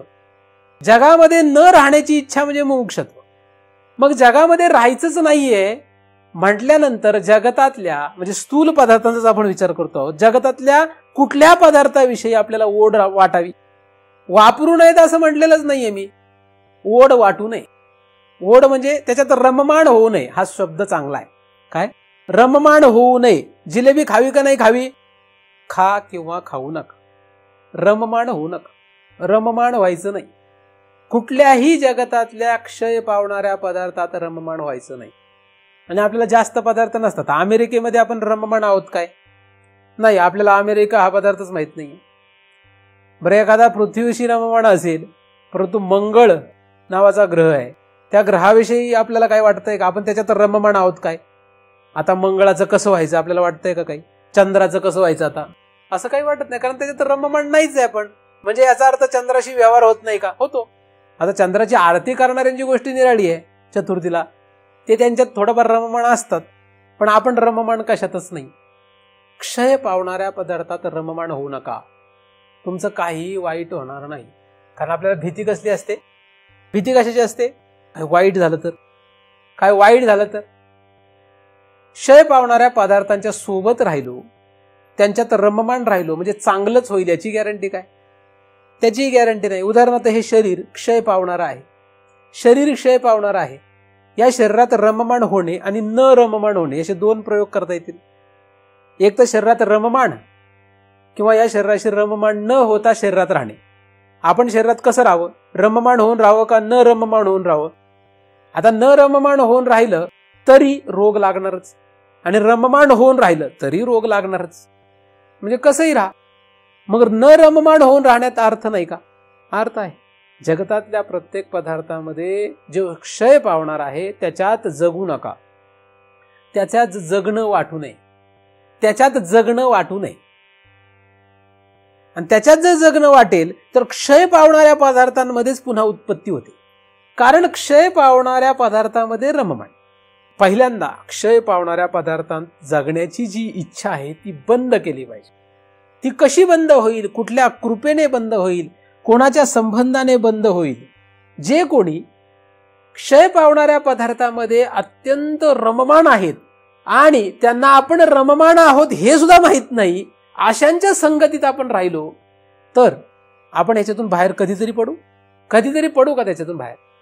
100 दारू पिलेल्या आणि दारू चढलेल्या माणसांच्या घोळक्यात आपल्याला राहावं वाटलं, आपण राहिलो त्यांच्यामध्ये. आता कधीतरी ते आपल्याला सोडतील काय? त्यांच्यातून कधीतरी बाहेर पडता येईल काय? कधीतरी बाहेर पडता येईल? सोडतील का 100? सोडतील का कधीतरी? कधीही सोडणार नाही. आपण म्हणून आम्ही दारू पित नाही. जरी दारू पित नसेल तर संघ कायम त्यांचाच राहील. आणि आज नाही तर उद्या कधी ना कधी आपण त्यांच्याच नादी लागेल. 100 वेड्यांच्या घोळक्यात आपल्याला टाकलं. आता हे 100 वेड्यांना आपला लळा लागला. कोणाला? 100 वेड्यांना आपला लळा लागला म्हणजे आपल्यावर माया तयार झाली. आता मला सांगा, हे 100 वेडे तुम्हाला कधीतरी सोडतील का? शहाण्या माणसांना लाळा लागला तर ते तरी सोडतील आपल्याला कधीतरी. पण 100 वेड्यांना जर आपला लाळा लागला तर काहीही करा, आपण झोपलं तरी आपली राखण करतील ते. कारण वेडेच आहेत ते. वेड्यांना काय झोपले काय जागे काय कळत नसतं. असे वेडे असतात की 5-5, 10-10 दिवस सुद्धा जागेच असतात, झोपत नाही एक क्षण सुद्धा. मेंटल हॉस्पिटलला जाऊन तुम्ही अभ्यास करा, मग कळेल. तुमचा लाळा लागला आणि तुम्ही एकदा जर चुकून पळून जाण्याचा प्रयत्न केला त्या 100 वेड्यांमधून, आणि हे जर त्या 100 वेड्यांना कळलं तर 100 लोक 100 दिवस एक एक करून पाळी ठेवतील की ह्याला आता कसं पळून द्यायचं नाही. त्यांच्या सारखंच आपल्याला. आणि ह्या 100 वेड्यांच्या संबंधात राहून आपण शहाणे राहू का? या 100 वेड्यांमध्ये शहाणे राहू अशी कल्पना करणारा शहाणा असेल काय? असेल का शहाणा? मग तसंच जे क्षय पावणाऱ्या पदार्थांमध्ये किती पदार्थ आहेत? 100 क्षय पावणारे पदार्थ किती? 100 नातेवाईक आपले क्षय पावणाऱ्या पदार्थांमध्ये रममाण आहेत, म्हणजे वेडे आहेत. आपण मोजायचं. आपल्याला ज्या ज्या नातेवाईकांची फार इच्छा आहे ना त्यांचं कागदावर नोंद करून ठेवायची आणि त्याच्या पुढे त्याचा अभ्यास करून लिहायचं की हा क्षय पावणाऱ्या पदार्थांमध्ये रममाण आहे का न क्षय पावणाऱ्या पदार्थात रममाण आहे, असं त्याच्या पुढे लिहून ठेवायचं. 100 नातेवाईकांची लिस्ट तुमच्याकडे सहजच उपलब्ध होईल. कारण तुम्हाला 100 नातेवाईक नक्कीच असतील की ज्यांच्यामध्ये तुमचा जगण्याचा उद्देश आहे. त्यांची तुम्ही ओळख करून घ्या. ओळख कागदावर लिहून ठेवा स्वतःच्यासाठी, नंतर जाळून टाकून द्या. मला दाखवू पण नका, कोणाला दाखवू नका. तुम्हाला असं लक्षात येईल की ही 100 क्षय पावणाऱ्या पदार्थांमध्ये रममाण आहेत आणि त्यांच्यामध्ये आपल्याला जागावं वाटतंय. मग एक महाराज काय करील? माझ्यासारखा एक महाराज काय करील? तुम्ही म्हणाल मग तुम्ही महाराज कसे काय? एक डॉक्टर 100 वेड्यांना आणि त्याच्यामध्ये अडकलेल्या एका शहाण्याला एक डॉक्टर वाचू शकेल? त्या 100 वेड्यांसोबत हा एक शहाणा 24 तास राहतो आणि एकच तास डॉक्टरकडे येऊन म्हणतो औषध द्या. तो डॉक्टर वाचवीन का त्याला? कसं वाचवीन? एकच गोळी औषध खातो, एवढीशी एक गोळी औषध खातो आणि 99 अपथ्य म्हणजे जे खाऊ नये ते खातो. उदाहरणार्थ डायबिटीस नावाचा आजार आहे, त्याची इन्शुलिनचं एक इंजेक्शन मारतो आणि दिवसातून 3 वेळा जिलेबी खातो. उपयोग काय होणार आहे? उपयोग होईल का काही? म्हणजे एकूण कुठं राहील तो? डायबिटीस रहित होईल का? डायबिटीस मेंटेन राहील का? त्याच्याऐवजी इन्शुलिन नाही घेतलं तरी चालेल, फक्त पथ्य सांभाळलं तरी डायबिटीस नॉर्मल शुगर मेंटेन राहू शकते, राहते लोकांची, मी पाहिलंय. तसं 100 या नातेवाईकांच्या घोळक्यात जाऊ दे. जास्त नातेवाईक नको करायला. लोक मला येऊ द्यायचे नाही घरात त्यांचे. ते म्हणतील आपल्या नातेवाईकापासून आपल्याला तोडतातच वाटत आता. अरे मी नाही तोडलं तरी यम तोडेल. ते फक्त जाळून रिकामे होतील, घरी जाऊन मस्त खातील, पुढचे जगतील, विसरून जातील तुम्हाला. यमाच्या दरबारात येत नाहीत हे कोणी. यमाच्या दरबारात फक्त सद्गुरू साथ देतात. कसे देतात, काय देतात हे तुम्हाला अजून कळणार नाही. म्हणून सद्गुरूला आपण प्रिय असावे, नातेवाईकांना नसावे. नातेवाईक फक्त या जन्मात इथेच कामाला येतात, जाळण्यापर्यंत त्यांचा शेवटचा उपयोग आहे. आणि यमाच्या दरबारी कोण कामाला येतं? तेथे कोणी न सोडविती एका सद्गुरू वाचुनी, असा ज्ञानोबाचा अभंग आहे. तेथे कोणी न सोडविती एका सद्गुरू वाचुनी. हे कोणी येत नाहीत. मग कोण प्रिय असावं, नातलग का सद्गुरू? फक्त फोटो लावून हार घालायला एवढेच प्रिय असावे काय? प्रियत्व किती असावं? क्षय पावणाऱ्या या नातेवाईकांच्या नादी लागू नका नव्हे, त्याच्याही पुढे जाऊन क्षय पावणाऱ्या कुठल्याही पदार्थांमध्ये जगू नका. जर तुम्ही त्यांच्यामध्ये जगत असाल तर ते आपल्याला फार घातक आहे. कारण त्यांच्यामध्येच आपल्याला मरावं लागेल आणि त्यांच्यामध्येच आपल्याला काय होईल? पुन्हा जन्म होईल. क्षय पावणाऱ्या पदार्थांमध्ये मरायचं नाही. कुठं मरायचं नाही? क्षय पावणाऱ्या पदार्थात मरायचं नाही. न क्षय होणाऱ्या पदार्थांमध्ये मरावं. तुम्ही असं कसं शक्य आहे? नाही शक्य का? शक्य आहे का नाही शक्य? शक्य आहे. न क्षय पावणाऱ्या पदार्थांवर मरता येतं, तिथं मारावं. आईला मुलाला म्हणते ना रागाने, मर तिथं. म्हणजे काय? कुठं मर? कोपऱ्यात, एका कोपऱ्यात मर की, म्हणजे मरता येते का नाही तिथं. तसं न क्षय होणाऱ्या पदार्थावर मरा. कुठे मरू नका? क्षय पावणाऱ्या पदार्थात मरू नका. त्यांच्यामध्ये जगण्याची ओढ जशी जशी कमी होईल तसं आपल्याला पुढे जाता येईल. स्थूल देह, स्थूल प्रपंच, सर्व जगामध्ये दिसणारे सगळे स्थूल पदार्थ, फक्त पृथ्वी नव्हे 14 भुवनांचा प्रपंच स्थूल रूपाने जो आहे तो क्षय पावणार आहे. पृथ्वी सुद्धा क्षय पावणारी आहे, शरीर क्षय पावणार आहे, सगळे पदार्थ क्षय पावणार आहे. म्हणून यांच्यात रममाण न होणे, त्यांचा वापर न करणे असं मी म्हणत नाही. त्यांच्यात रममाण न होणे असं जर तुम्ही कराल, असं जर तुम्ही करत राहाल तर तुम्हाला न क्षय होणाऱ्या पदार्थांकडे जाण्याचा अधिकार येईल. आधी स्थूल प्रपंचामध्ये क्षय होणाऱ्या पदार्थांचा विचार करत राहा. जास्त पदार्थांनी आपल्याला अडकवलेलं नाही, वैकुंठाने आपल्याला अडकवलेलं नाही, किंवा नरकाने आपल्याला खरं पाहिलं तर आत्ता अडकवलेलं नाही. आत्ता आपल्याला ज्या क्षय पावणाऱ्या पदार्थांनी अडकवले ते फार थोडे आहेत. किती आहेत? फार थोडे आहेत. म्हणजे त्याला मोजता येतील एवढेच आहेत. 1000 असतील किंवा 500 असतील किंवा 100 असतील किंवा 5000 असतील. त्यांचं प्रमाण फार कमी आहे हे लक्षात घ्या. तेवढेच पदार्थांचा विचार करायचा. स्थूल पदार्थामध्ये जास्त पदार्थ नाहीत, फार कमी पदार्थ आहे जे क्षय पावणारे आहेत आणि त्यांच्यामध्ये आपण अडकलेलो आहोत, त्यांच्यामध्ये आपण जगतो आहोत.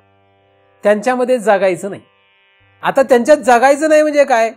ज्याच्याशिवाय आपलं जगणंच नाही असं वाटतंय, ज्याच्याशिवाय आपलं जगणंच नाही, तो पदार्थ नाही तर काय होईल, आपण मरतो की काय असं वाटतंय, त्याच्यात आपण काय झालंय, त्याच्यात आपण अडकलेलो आहोत. जसं मोबाईल, उदाहरणार्थ मोबाईल हा क्षय पावणारा पदार्थ आहे. मग मोबाईल शिवाय मी जगूच शकत नाही असं जर वाटलं तर काय समजावं? तर समजावं आपण त्यात अडकलेलो आहे. उदाहरणार्थ एखादा मुलगा एखाद्या मुलीला म्हणतो तुझ्याशिवाय मी जगूच शकत नाही, म्हणजे तो कोणात अडकलाय? त्या मुलीमध्ये अडकलेला आहे. नवरा बायकोला म्हणतो तुझ्याशिवाय मी जगूच शकत नाही, बायको नवऱ्याला म्हणते मी तुझ्याशिवाय जगूच शकत नाही. मेल्यानंतर मरत नाही ना, पण म्हणतात ना. म्हणजे जगतायत कोणामध्ये? तर हे जे जगणं आहे हे अडकणं आहे. काहींना असं वाटतं की आपण पैशाशिवाय जगूच शकत नाही. काहींना म्हणजे सर्वांना, मला असंच वाटतं माझ्याकडे जर पैसे नसतील तर. तुम्ही अशी कल्पना करा, तुमच्याकडे पैसेच नसतील तर तुम्ही जगू शकता का नाही जगता? प्रयोग करून बघा. पण सगळ्यांना भीती असते. तुम्ही म्हणताय, पण साक्षात विचार करा पक्का की आपल्याकडे 1 रुपया नाही, 1 रुपया नाही, जगता येईल का नाही? अवघड आहे की नाही? म्हणजे आपल्याला पैशाशिवाय आपण जगू शकत नाही असं वाटतं, अन्नाशिवाय जगू शकत नाही असं वाटतं. पण योगी लोक अन्न पाण्याशिवाय कसे जगले? मग आपण योगी होऊ शकत नाही. आपल्याला लगेच उत्तर काय असतं आपलं? आपण योगी होऊ शकत नाही. जेवढं गरजेचं आहे तेवढं अन्न ताटात येणारच आहे, जेवढे गरजेचे पैसे तेवढे येणारच आहेत. मग पैशाशिवाय जगू शकत नाही ही जी भाव आहे, हा जो भाव आपला आहे तो आपल्याला अडकवणार आहे. कारण आपल्याला असं वाटतं प्रत्येकाला की आपण पैशाशिवाय जगू शकत नाही. आपल्याकडे कपडे नसले तर आपण जगू शकत नाही का? नागवे फिरणारे साधू जगत नाहीत. नाही, आपण तसे होऊ शकत नाही. मी म्हणतही नाही तसं व्हा. जेवढे गरजेचे कपडे तेवढे येणारच आहेत, पण कपड्याशिवाय जगू शकत नाही हा जो भाव आहे दृढ, तो आपल्याला घातक आहे. असं आपल्याला क्षय होणाऱ्या पदार्थांनी अडकवलंय. अन्न, धन, मान, शरीर, माणसं, अनेक पदार्थ. ही भीती असते की या पृथ्वीवर बाजूला गेलो तर काय होईल, काय होईल, काय होणार नाही, काही होणार. क्षय होणाऱ्या पदार्थांमध्ये आपण अडकलेलो आहोत. आणि कसे अडकलेलो आहोत? हे असे अडकलेले आहोत की आपल्याला त्यांच्याशिवाय जगता येणार नाही वाटतं. हाच भाव आपल्या त्यात अडकवलेला असतो. जसं स्त्रीला वाटतं माझ्या नवऱ्याशिवाय मी जगू शकत नाही. नवऱ्याला सोडून दिलं तर काय होईल, जगता नाही ना. म्हणजे सोडून द्या असं मी म्हणत नाही, पण कसं अडकलो हे सांगतो. अडकलो कसे? काहीही ज्या ज्या पदार्थांमध्ये आपण जगतो आहोत, रममाण आहोत, त्या सगळ्या पदार्थांना तुम्ही बाजूला केलं तरी तुम्ही जगणार आहात, जिथपर्यंत तुमचा मृत्यू येत नाही. बरोबर? जिथपर्यंत तुमचा मृत्यू येत नाही तिथपर्यंत जेवढ्या पदार्थांमध्ये तुम्ही अडकून आहात तेवढे पदार्थ सगळे जरी बाजूला केले तरी तुम्ही जागणारच आहात. आणि यांच्यामध्ये तुम्ही कितीही अडकून राहिले आणि मृत्यू आला की तुम्ही कितीही प्रयत्न करा तरी यांच्यापासून वेगळे होणारच आहात. मग जे उद्या होणारच आहे, जे उद्या होणारच आहे, पण त्याचा परिणाम कशाचा? तुम्ही म्हणाला उद्या होणारच आहे, मग आज मी कशाला करू? उद्या झाल्यानंतर अनंत जन्म गटांगळ्या खाव्या लागणार आहेत. म्हणून आजच हे लक्षात घेतलं आणि या अडकवणाऱ्या पदार्थांपासून आपण जर वेगळे झालो. वेगळे होणं म्हणजे लोकांना काय वाटतं, स्थूल रूपाने वेगळं. स्थूल रूपाने वेगळं नाही, जीवाचा विषय सुरू येते. कारण वेगळं व्हावं म्हणजे लगेच लोकांना काय वाटतं, लगेच गुहेत जाऊन बसणं असं वाटतं. यांच्यातून ज्यांच्यामध्ये आपण अडकून आहोत, म्हणजे ज्यांच्याशिवाय आपण जगू शकत नाही असं वाटतंय, त्या सगळ्यांवर काट मारायची. काट मारत चालायचं. काही ह्यांच्यापासून आपलं अडलेलं नाही. आपण कधी म्हणतो, एखाद्याने आपल्याला शिवी दिली, एखाद्या चांगल्या संबंधित माणसाशी आपल्याला काहीतरी वाटोळं केलं किंवा आपल्याला शिवी दिली, तर आपण म्हणतो तुझ्या अजून काय अडलं नाही माझं. म्हणतो का नाही? मी म्हणतोय आधीच म्हणा. बायकोला आधीच नवऱ्याने म्हणा तुझ्या अजून काही अडलेलं नाही माझं. राग आल्यानंतर म्हणू नका. बायकोने खायला नाही घातलं की मग म्हणतो तुझ्या अजून काय अडलेलं नाही. तसं स्त्रीने सुद्धा नवऱ्याला म्हणा तुमच्या अजून काय अडलेलं नाही. ती पण राग आला तरच म्हणते. खरं म्हणा, खरंच म्हणा तुमच्या वाचून आमचं काही अडलेलं नाही. महाराजांना सुद्धा म्हणा तुमच्या वाचून आमचं काही अडलेलं नाही. कधी म्हणा? चितीचा स्पर्श होऊ दे थोडा तरी, चितीचं नुसता वास तरी लागू द्या, मग म्हणा महाराज तुमच्या वाचून सुद्धा आमचं काही अडलेलं नाही. हेच खरंच आहे बरं का, हे सुद्धा खरंच आहे. कोणा वाचूनच आपलं काही अडलेलं नाही. पण संसारातल्या प्रत्येक पदार्थांना असं तुम्ही म्हणा, ज्यांच्यामध्ये आपण जगतो, ज्यांच्यामध्ये अडकलेलो आहोत, त्यांना सगळ्यांना म्हणा तुमच्या वाचून आपलं काही अडलेलं नाही. स्वतःला आतमध्ये शिकवा. हे तोंडाने सगळीकडे म्हणत फिरू नका. आणि म्हणलं तरी काय वाईट होणार नाहीये, म्हणलं तरी काय वाईट होणार नाही, उलट मजा येईल. मग कळेल तुम्हाला आपले कोण आणि परके कोण. आपले आणि परके ओळखायचे असतील, खरं बोलावं. खरं बोललं की आपले आणि परके लगेच कळतात, लगेच कळतात खरं बोलल्या. आणि जिथपर्यंत आपण खरं बोलत नसतो, लाबाडी करत असतो, मोह निर्माण करत असतो एकमेकांमध्ये, तिथपर्यंत संसार मस्त चालतो. काय? तिथपर्यंत संसार मस्त चालतो. पण खरं बोलायला सुरुवात केली की संसार डुबला. डुबला म्हणजे आपण असं कसं, आम्हाला संसार डुबवायचा नाहीच आहे. संसार डुबवायचा नाहीये. संसाराला फक्त संसाराच्या वर येऊन संसाराकडे बघायचं, संसारापासून वेगळं होऊन संसाराकडे बघायचं. तुम्हाला सांगते वेगळे निघा, वेगळे निघून संसार बघा. साधू संसारातच राहतात. साधू लोक कुठे राहतात? संसारात. पण संसारापासून वेगळे होऊन संसाराकडे बघतात. पद्मपत्र समरहत जगत में, पाप पुण्य से दूर. आणि जे पद्मपत्र सम जगत में राहत नाहीत त्यांना पाप पुण्याचा स्पर्श आहे. पापाचा नसेल तर पुण्याचा आहे, आणि पुण्याचा नसेल तर पापाचा आहे. म्हणून याच्यापासून जर वेगळं व्हायचं असेल, याच्यापासून जर आपल्याला बाजूला जायचं असेल तर काय करावं? सगळ्यात पहिल्यांदा ज्यांच्या वाचून आपल्याला जगताच येणार नाही असे पदार्थ शोधायचे. ज्ञानेश्वरी जर असेल तर ज्ञानेश्वरी फेकून नका देऊ, म्हणाल तुझ्याशिवाय मी जगू शकतो असं म्हणू नका. शास्त्र आणि सद्गुरू यांचा आश्रय चितीचा स्पर्श होईपर्यंत सोडू नये. चिती साक्षात लक्षात येईपर्यंत शास्त्र आणि सद्गुरूंचा त्याग करू नये. कुठपर्यंत? पैल तीराला जाईपर्यंत नावेचा त्याग करू नये. पैल तीराला गेले की नावेचा त्याग करावा, पण जाळू नये. शास्त्र आणि सद्गुरू यांचा त्याग कुठपर्यंत करू नये? पहिले 13ला जायचं, म्हणजे चिती लक्षात येईपर्यंत, तिथपर्यंत विचारायचं. लक्षात घ्या, बायको आपल्याला पहिले 13वर नेऊ शकते का? बायकोला विचारावं, तू मला चिती कळून देशील काय? ती म्हटली हो, तर मी म्हणतो तुम्ही पुन्हा माझ्याकडे येऊ नका. रोज तिचे पाय धुवून प्या. नवऱ्याने सुद्धा नवऱ्याला विचारावं, तुम्ही माझे धनी आहात तर मला चिती कळून द्याल काय? ते म्हटले नाही, तर मग त्यांचे पाय धुवून पिण्याची गरज नाही. ते म्हणले हो, तुम्ही पुन्हा माझ्याकडे येऊ नका, माझं तोंडही बघू नका, माझं नावही घेऊ नका. नवऱ्याचे रोज पाय धुवून प्या. हाच नियम सर्वांना वापरा. दगडाची मूर्ती जी आहे त्या मूर्तीकडे जा, तिला विचारा, दगडाच्या मूर्तीला विचारा की तू मला चिती कळून देशील काय? जर मूर्ती म्हटली हो, मी म्हणतो आयुष्यभर त्या मूर्तीची सेवा करा. एखादा फारच अट्टे असला म्हणला नाही मी रोजच विचारत राहीन, विचार, आयुष्यभर तू विचारत राहा, आणि कळलं तर चांगलीच गोष्ट आहे, आम्ही कुठे नाही म्हणतोय. परंतु आचारसृष्टीतून चिती कळणं हे अवघड आहे, शक्य नाही असं नाही. म्हणजे मूर्तीतून चिती कळणं फार अवघड आहे. कळणार नाही असं नाही, कारण मूर्तीच्या ठिकाणी सुद्धा, कारण जळी स्थळी काष्टी पाशाने भरला, त्याच्यामध्ये सुद्धा ती चिती असल्यामुळे त्याच्यातूनही कळू शकते, पण त्याला अवघड कष्ट आहेत. म्हणून साधू लागतो. म्हणून साधूच्या संगतीत तरुणोपाय. आणि तो साधू तुमचा मुलगा असेल, तुमची आई असेल, तुमचे बाप असतील, तुमचं कोणीही असो, त्यांना शरण राहा. पण ज्यांचा क्षय होतो, जे क्षय पावणाऱ्याच संसारामध्ये अडकून पडलेले आहेत, जगतायत, अशांचा संग तोडण्याचा प्रयत्न करा. यासाठी भगवंताला प्रार्थना करत राहा. कारण भगवंत क्षय पावत नाही, चिती क्षय पावत नाही, चिती क्षय पावत नाही, आणि आपण क्षय पावणाऱ्या पदार्थांमध्ये अडकलो. म्हणून त्याच्याच कृपेने आपण या क्षय पावणाऱ्या पदार्थांपासून बाजूला व्हावं, त्यांच्यामध्ये जगण्याची इच्छा आपली शिथिल व्हावी, कमी कमी होत जावी, यासाठी त्याच क्षय न पावणाऱ्या भगवंताला प्रार्थना करत राहा. मनोभावे जीवभावे त्याला प्रार्थना जर तुम्ही करत राहाल तर क्षय पावणाऱ्या पदार्थांमध्ये तुम्ही जगणार नाहीत, त्यांच्यामधलं तुमचं रममाण होणं कमी होत जाईल, आणि आपोमतच तुम्ही अशा पदार्थांमध्ये रममाण व्हायला लागाल की ज्यांच्या संगतीने तुम्हाला न क्षय होणारी जी चिती आहे ती लक्षात येईल. असं हो, त्यासाठी जे काही योग्य साधन असेल ते तुमच्याकडून घडो, त्यासाठी जी काही तपश्चर्या तुमच्याकडे असावी तुम्ही ती निर्माण करावी, त्यासाठी तुमच्या अंगामध्ये जे बळ येणं अपेक्षित आहे ते बळ सद्गुरू कृपे येवो अशी त्यांच्या चरणी प्रार्थना करतो. आणि त्यांच्याच कृपेने निर्माण झालेलं हे चिंतन त्यांच्याच चरणी अर्पण करून येथेच पूर्ण विराम देतो.